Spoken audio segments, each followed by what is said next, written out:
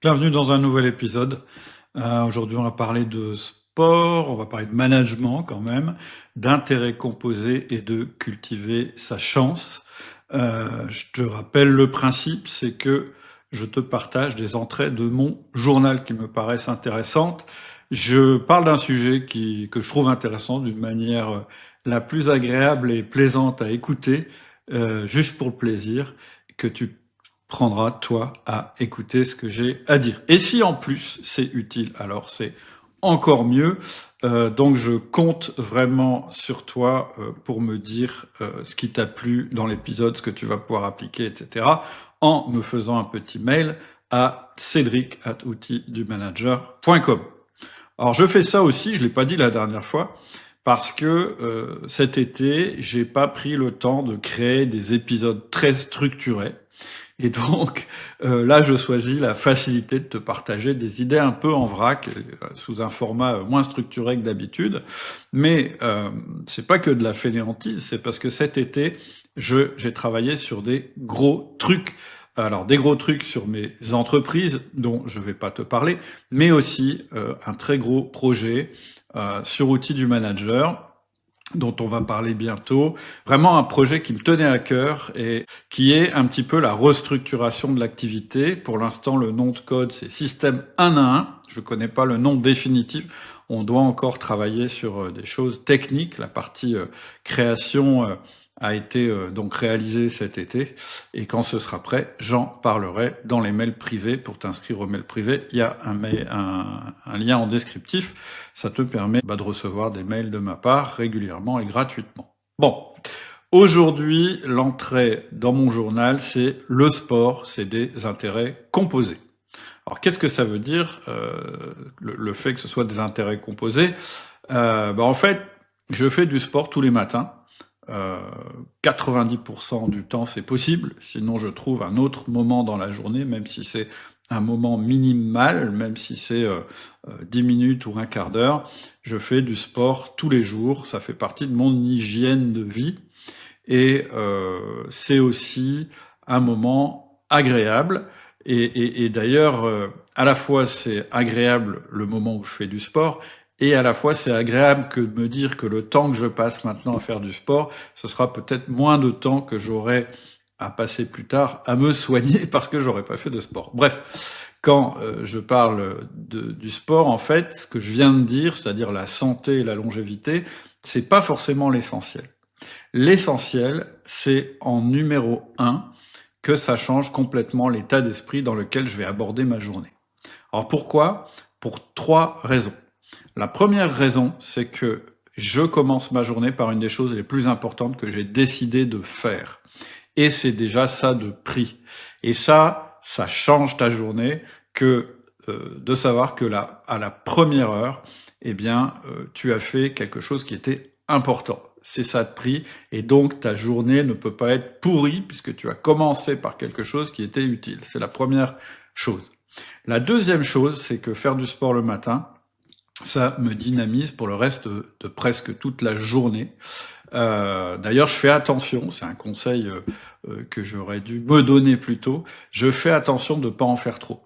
Ma tendance en sport, c'est d'être trop intense, d'aller trop loin, et donc ça a pu générer dans le passé des blessures, ce qui est quand même pas terrible pour ma longévité, et à me vider de mon énergie. C'est-à-dire que j'ai pas du tout envie de démarrer ma journée fatigué par le sport, ce qui serait l'effet inverse à celui que je recherche.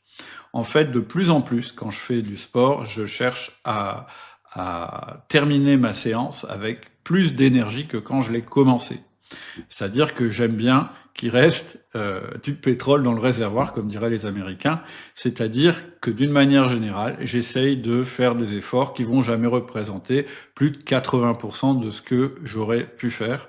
Et en plus, ça correspond bien à mon naturel fainéant. Donc, c'est la deuxième raison pour laquelle, pour moi, le sport, c'est important, au-delà des bienfaits que ça peut avoir sur la santé, c'est que ça dynamise tout simplement pour le reste de la journée, à condition de le faire de manière mesurée. Troisième raison pour laquelle je fais du sport, c'est l'endorphine. L'endorphine, c'est quelque chose qui est généré par ton corps, alors je connais pas les détails techniques, mais qui est généré par ton corps quand tu as fait du sport. Donc c'est une drogue gratuite et sans risque qui va t'euphoriser. Et donc quand on sort d'une bonne séance, on a tendance à tout voir en rose, ou plutôt de voir autour de nous ce qui va bien, tout en étant détendu, et si on n'a pas dépassé nos limites, eh bien avec beaucoup d'énergie. Et c'est exactement comme ça que j'ai envie d'être quand je veux avoir une bonne journée productive. Il y a un effet secondaire quand même à l'endorphine, pas un effet physiologique, mais il y a un petit risque, ce serait de se laisser tromper par cet état euphorique. C'est pour ça, et c'est un conseil que je te donne, je fais toujours très attention de ne pas prendre des décisions majeures dans les heures qui suivent le sport. En fait, ce que je fais en général, parce que j'ai beaucoup d'énergie, c'est qu'après le sport, je vais me consacrer effectivement aux choses importantes, aux choses qui vont demander que je décide. Et donc, je vais travailler sur les sujets, je vais écrire quelles décisions il faudrait que je prenne, je vais indiquer tous les aspects positifs de la décision que je vais prendre, mais pendant que j'écris tout ça, je sais que j'ai mes lunettes roses. Donc les lunettes roses, c'est très très bien pour t'aider à réfléchir, à prendre des décisions de manière positive, mais je n'acte jamais mes décisions dans ces moments-là. Je note tout ce que je pense qu'il faudrait faire, etc.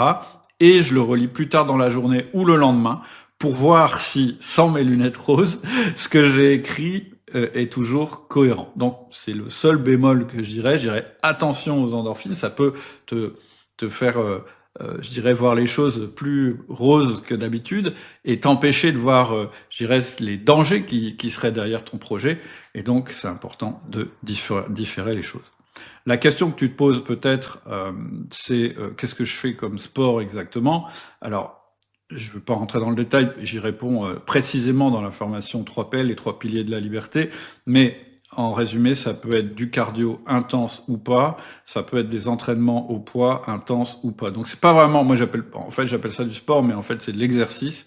Et je crois que c'est pas tellement important en fait finalement ce que je fais, parce que on a chacun, je dirais, les activités qui nous plaisent le plus. Je pense que le plus important, c'est que tu prennes du plaisir quand tu le fais. Si tu prends pas de plaisir quand tu le fais, eh bien tu tiendras pas le rythme. Donc moi, quand je me lève, la première chose dont j'ai très envie, c'est de mon petit déjeuner. J'ai dit toujours, le petit déjeuner, c'est mon repas préféré, comme le dîner et comme le déjeuner. C'est-à-dire qu'en fait, moi, j'aime beaucoup manger, et y compris le petit déjeuner. Bref, quand je me lève, j'ai envie de manger et j'ai envie de faire mon sport. En fait, le fait que j'ai bien choisi mes activités, le fait que je ne les fasse pas de manière épuisante, eh bien, ça fait que j'ai toujours envie de faire du sport. Et d'ailleurs, il y a beaucoup de choses qui me permettent de garder ce plaisir. Bon, déjà, il y a le fait, effectivement, qu'intellectuellement, je sache que c'est bon. C'est ce que je viens de te décrire. Mais aussi, j'ai pas un programme figé avec des performances à réaliser, parce que je sais que si c'est trop contraignant, si c'est trop structuré, au bout d'un moment, je vais avoir du mal à le suivre. Donc en fait, j'ai des séances qui sont possibles et j'essaye de suivre un programme, mais le plus important, c'est pas du tout de suivre ce programme. Le plus important, c'est que j'ai une activité physique maximum d'une heure le matin quand je me lève. Et donc, selon mon envie, ma motivation, etc., soit je vais m'en tenir à un programme que j'ai déterminé, ou soit je vais prendre parmi toutes les séances que je peux faire, celle qui me paraît la plus plaisante. Et c'est grâce à ça que je peux être régulier. Donc on a vu, premier point essentiel, le rôle du sport, c'est de calibrer mon mental pour mettre toutes les chances de mon côté pour passer une journée formidable, parce que ça dynamise, parce que je suis sûr que j'ai fait quelque chose de bien dans ma journée, et parce que ça crée de l'endorphine. Et je répète, c'est pas un programme hyper stressant, etc., etc. C'est vraiment quelque chose qui permet de se dynamiser et de conditionner notre journée. L'autre chose très importante dont je voudrais parler, c'est le principe des intérêts composés. j'ai commencé à évoquer le sujet quand je t'ai dit, ce qui est important, c'est pas forcément d'être super performant, que ce soit très intense ou de suivre absolument le programme qui était prévu. Ce qui est important, c'est d'avoir envie de le faire parce que c'est ce qui va permettre d'accumuler, en fait, des séances. Alors, les intérêts composés, c'est, soi-disant selon Einstein, je ne sais pas si c'est vrai, une des forces les plus importantes de l'univers. Et ce principe des intérêts composés, c'est vrai dans un tas de domaines. Le domaine le plus connu, c'est la finance. Et donc, c'est ce qui fait, par exemple, que si tu mets 500 euros par mois de côté et que tu le places à 5% d'intérêt par an et que, au lieu de dépenser tes gains, tu les réinvestis tout le temps, c'est ça le principe des intérêts composés, c'est que tu réinvestis tout le temps tes gains et que ça fait boule de neige. Eh bien, si tu fais ça, au bout de 30 ans, tu auras plus de 407 000 euros. Pourtant, tu auras mis de côté seulement 180 000 euros, mais les intérêts qui auront été générés par les sommes que tu as mis et les intérêts qui auront été générés eux-mêmes par les intérêts que tu as remis en jeu, eh bien, ils vont représenter plus de 227 000 euros. Donc, c'est pas évident, je dirais, à intégrer comme concept. Ça marche mieux avec des courbes, etc. Mais voilà, la puissance des intérêts composés, c'est le principe de dire que si tu es extrêmement régulier dans quelque chose, si tu fais progresser quelque chose de manière constante et régulière, tu vas avoir des gains qui vont être exponentiels. Et en sport, c'est pareil. Donc, ce qui compte pour moi en sport, c'est jamais de faire la meilleure séance du monde. Ce qui paye, c'est la régularité, pour moi tous les jours, mais ça peut être toutes les semaines, j'en sais rien, ça c'est selon ce qu'on préfère. Donc l'important, moi je trouve en sport, c'est de surtout pas se comparer aux autres, ça sert absolument à rien.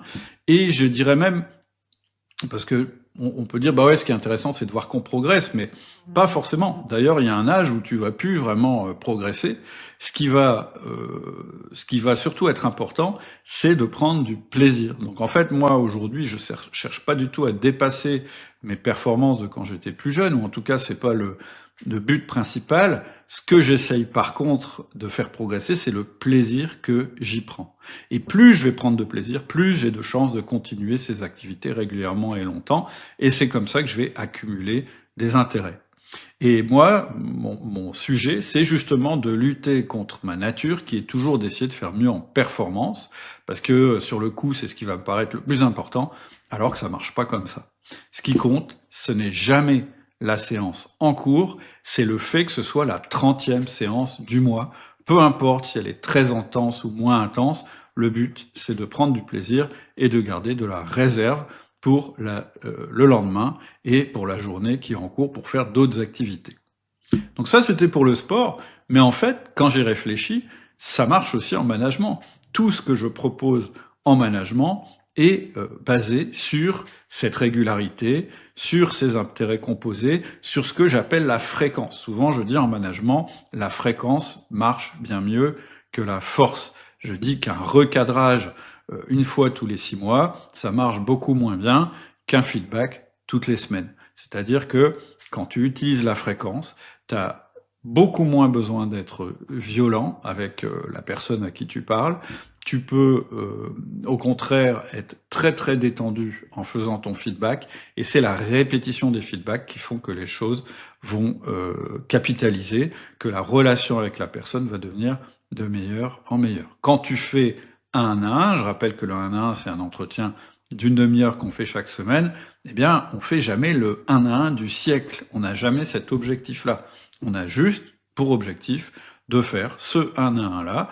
On veut pas que ça dure des heures, c'est pour ça que ça dure une demi-heure, donc. Et en fait, le but, c'est quoi? C'est que ce 1 à 1-là vienne s'ajouter au 1 à 1 précédent, et on veut s'assurer qu'il y aura un 1 à 1 la semaine prochaine et la semaine suivante. Et là, tu vas être récompensé. C'est-à-dire qu'au bout de quelques semaines, quelques mois, tu vas te rendre compte que tu as progressé d'une manière à peine croyable dans ta relation et dans la traction que ces 1 à 1 vont te permettre de faire en termes de confiance avec ton collaborateur, mais aussi de performance pour ton entreprise. C'est pareil pour le feedback et tous les outils de management que je propose. Donc, bref, qu'est-ce que je veux dire? C'est que le plus important, que ce soit pour ta réussite, que ce soit pour tes placements, que ce soit pour le sport, que ce soit pour l'entreprise, le management, la création et la vie en général, c'est que ce principe de fréquence et d'intérêt composé soit respecté. Pour moi, c'est vraiment la base la plus puissante de la réussite. Et comme c'est fréquent, ça ne peut pas être en même temps violent ou épuisant. C'est pour ça que je te parlais tout à l'heure, quand je fais du sport, de rester à 80% de tes capacités, parce que tu ne pourras pas tenir le rythme sinon. C'est beaucoup moins destructeur que d'essayer de faire les choses en force. Et par contre, cette constance, elle va te permettre... J'aime bien l'image des plaques tectoniques qu'on prenait dans les podcasts du début, de dire que le management, c'est rien de spectaculaire. C'est comme les plaques tectoniques, tu les vois pas bouger, mais en réalité, elles déplacent des montagnes. Eh bien, ce principe-là, tu peux l'appliquer. En tout cas, moi, je l'applique dans ma vie. Et c'est la clé la plus puissante pour réussir. Et sans ça, ça ne va pas fonctionner. Alors quand je dis ça, tu te dis peut-être, bah oui, mais il y a quand même des choses, des réussites qui sont spectaculaires et qui sont pas fondées sur ce principe de régularité, de constance et de fréquence. Tu sais, des coups incroyables qui vont se produire une fois dans une vie ou très peu de fois dans une vie et qui vont complètement la transformer presque du jour au lendemain. Et c'est vrai, je suis d'autant plus d'accord avec ça que ça m'est arrivé plusieurs fois, ce genre de truc, dans ma vie personnelle et dans ma vie professionnelle, et ça a été incroyablement profitable. Donc je ne peux pas dire le contraire. Ce que je peux dire là-dessus, c'est, eh bien moi j'appelle ça le kairos, c'est-à-dire une certaine capacité à voir arriver sa chance et de la saisir immédiatement, même si c'était pas prévu. Et la première chose que je veux dire, c'est que c'est pas du tout incompatible avec ce que j'ai dit juste avant. C'est-à-dire que moi, je pense que la réussite, quel que soit le domaine, c'est à la fois cette régularité, ces routines, etc., mais aussi cette capacité à saisir sa chance quand elle passe. Et le plus important de comprendre, c'est que les routines dont je t'ai parlé depuis le début de cet épisode, eh bien ces routines, même si elles sont la base de ton activité, si c'est ce que tu fais tous les jours pour progresser régulièrement, ces routines, elles ne doivent pas envahir complètement ton agenda. Parce que si elles envahissent complètement ton agenda, si tu laisses pas des respirations dans ton agenda, si tu laisses pas du temps pour autre chose, eh bien tu ne verras pas passer ta chance. Et pendant que tu vas faire ton travail de besogneux, quelqu'un d'autre qui avait la tête levée, c'est comme ça que j'aime bien le dire, il faut avoir la tête levée de temps en temps, eh bien il verra passer l'opportunité, il la saisira et il avancera plus vite que toi. Donc, tu dois à la fois structurer ton temps avec ce que je viens de dire, ces routines, ces choses que tu fais régulièrement, et là ce qui compte c'est d'accumuler des heures sur ces choses-là, parce que tu vas devenir meilleur, parce que c'est le principe des intérêts composés, etc. Mais aussi, tu dois cultiver des moments où tu n'es pas en train de faire des routines.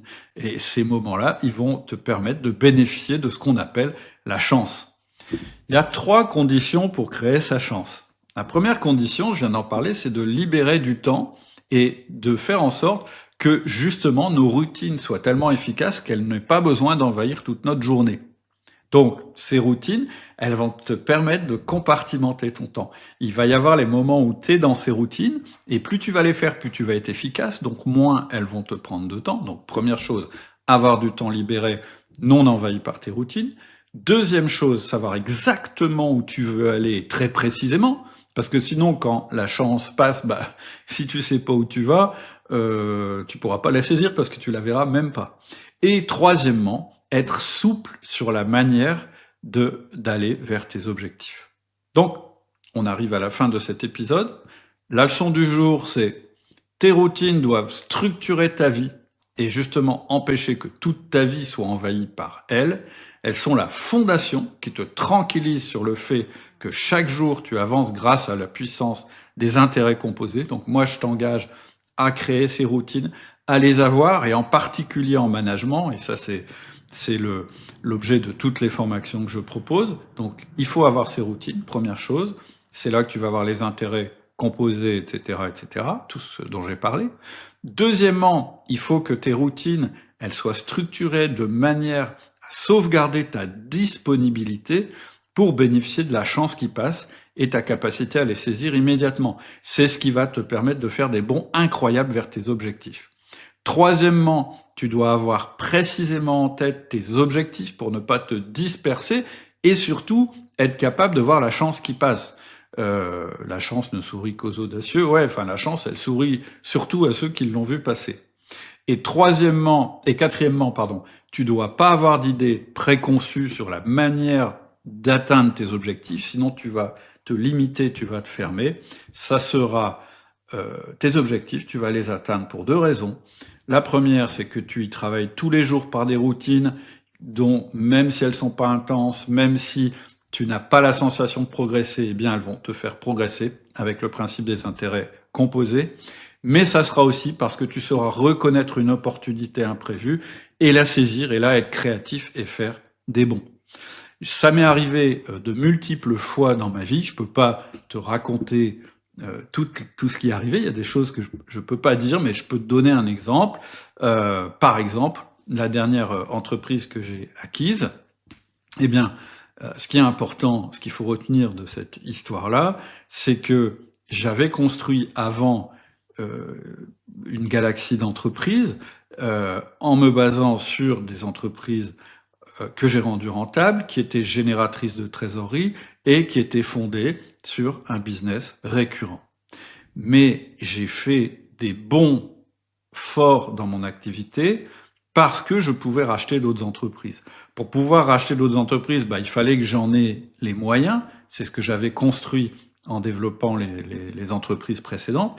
Et il fallait que j'ai le temps pour voir l'opportunité qui passait. Sinon, j'aurais été incapable déjà de voir l'opportunité qui passait, mais de toute façon, j'aurais pas été capable de le financer puisque j'aurais pas eu la base que j'avais construite avec mes autres entreprises pour pouvoir saisir cette opportunité. Donc tu vois, le principe, c'est régularité d'un côté, mais aussi opportunité. C'est-à-dire que tu as des routines, elles structurent ton emploi du temps, mais elles n'envahissent pas ton emploi du temps parce qu'il faut que tu restes disponible au chaos, c'est-à-dire à ce qui se passe autour de ce que tu as structuré. Voilà.